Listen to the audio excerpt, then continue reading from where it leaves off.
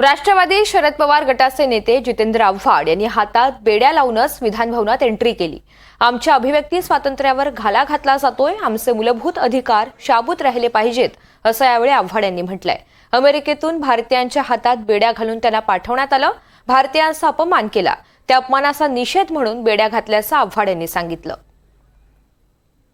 दरम्यान यावर राम कदम यांनी प्रतिक्रिया दिली। अधिवेशनाच्या पहिल्याच दिवशी यांची नौटंकी सुरू झाली, असं राम कदम म्हणालेले आहेत। अभिव्यक्ती स्वातंत्र्यावरती जो घाला घातला जातोय, ज्या पद्धतीने व्यक्त होणाऱ्या कार्यकर्त्यांवरती गुन्हे दाखल करून त्यांचे आवाज बंद केले जात आहेत, ती पद्धत चुकीची आहे। आमचा संविधानिक अधिकार आहे, आम्हाला व्यक्त होता आलंच पाहिजे।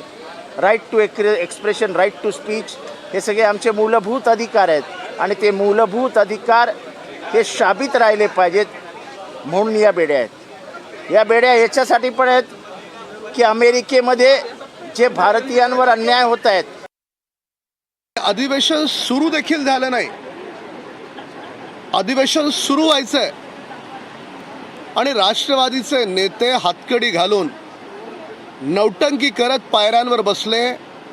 त्यांचं म्हणणं होतं आम्हाला बोलू दिलं जात नाही।